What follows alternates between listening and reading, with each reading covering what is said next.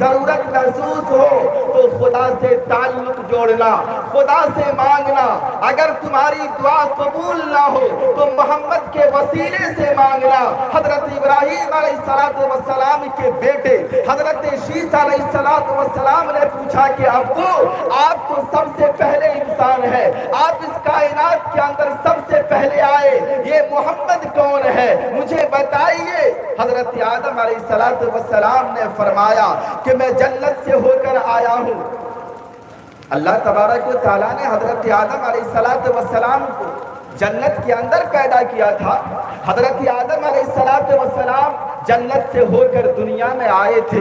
حضرت آدم علیہ السلام نے اپنے بیٹے سے کہا کہ بیٹا، میں جنت سے ہو کر آیا ہوں، یہ محمد کون ہے سن میں تمہیں بتاتا ہوں۔ جب میری آنکھ کھلی تو میں نے عرش کی دیوار پر محمد کا نام لکھا ہوا دیکھا، میں نے عرش کے کھمبے پر محمد کا نام لکھا ہوا دیکھا، میں نے جنت کی در و دیوار پر محمد کا نام لکھا ہوا دیکھا، میں نے جنت کے پتوں پر محمد کا نام لکھا ہوا دیکھا، میں نے جنت کے اندر رہنے والی حوروں کی پلکوں پر محمد عربی صلی اللہ علیہ وسلم کا نام لکھا ہوا دیکھا، میں نے فرشتوں کی پیشانی پر محمد کا نام لکھا ہوا دیکھا۔ بیٹا، یہ دنیا میں آنے کے اعتبار سے، نبوت کے اعتبار سے سب سے آخری پیغمبر ہوں گے، سب سے آخری رسول ہوں گے، سب سے آخری نبی ہوں گے، لیکن اس کا تذکرہ جنت میں پہلے سے ہو رہا ہے، تذکرہ جنت کے اندر پہلے سے ہو رہا ہے۔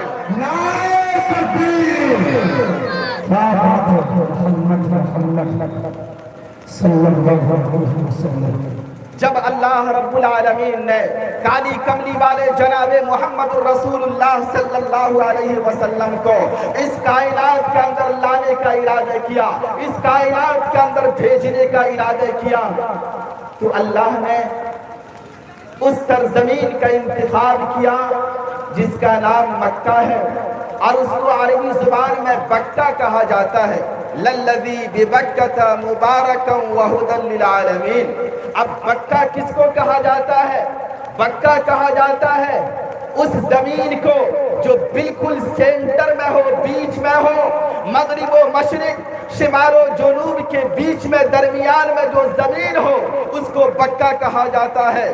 اللہ رب العالمین نے کالی کملی والے جناب محمد رسول اللہ صلی اللہ علیہ وسلم کے لیے زمین کے سینٹر کا انتخاب کیا، بیچ زمین کا انتخاب اللہ رب العالمین نے کیا۔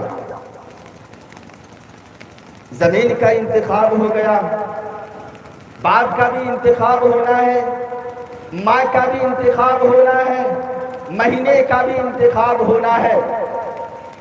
عبد المطلب کے 12 بیٹے، ان میں سے ایک کا نام عبداللہ ہے۔ اللہ رب العالمین نے جب حضور اکرم صلی اللہ علیہ وسلم کو اس کائنات کے اندر بھیجنے کا ارادہ فرمایا تو عبد المطلب کے وہ 11 بیٹے، جن میں سے کسی کا نام عبد الشمس تھا، کسی کا نام عبد العزیٰ تھا، اللہ رب العالمین نے ایسے نام کے انسان کا اور ایسے نام کے لوگوں کا انتخاب نہیں فرمایا، بلکہ اس کا انتخاب فرمایا جس کا نام عبداللہ ہے۔ پوری کائنات کو اور کائنات کے انسانوں کو بتانا تھا کہ اللہ کا سب سے بڑا بندہ اگر کسی کے گھر میں پیدا ہوگا تو وہ اللہ کے بندے کے گھر میں ہی پیدا ہوگا، اور اس کا نام کیا ہے؟ عبداللہ۔ اللہ رب العالمین نے نبی اکرم صلی اللہ علیہ وسلم کے والد کے لیے حضرت عبداللہ کا انتخاب کیا۔ ماں کے انتخاب کی باری آتی ہے۔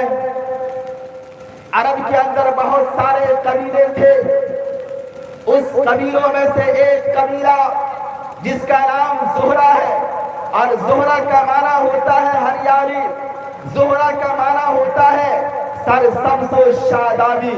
اس قبیلے کی ایک خاتون جس کا نام آمنہ ہے، اس قبیلے میں نامور خاتون تھی جن میں سے ایک کا نام خمسہ ہے اور دوسری بہت ساری خاتون تھی جو بہت زیادہ مشہور تھی، لیکن ان کے نام کا معنی اچھا نہیں تھا۔ اللہ رب العالمین نے ان خواتین کا انتخاب نہیں کیا، بلکہ آپ کی والدہ ہونے کا شرف جس خاتون کو ملتا ہے اس کا نام بی بی آمنہ ہے۔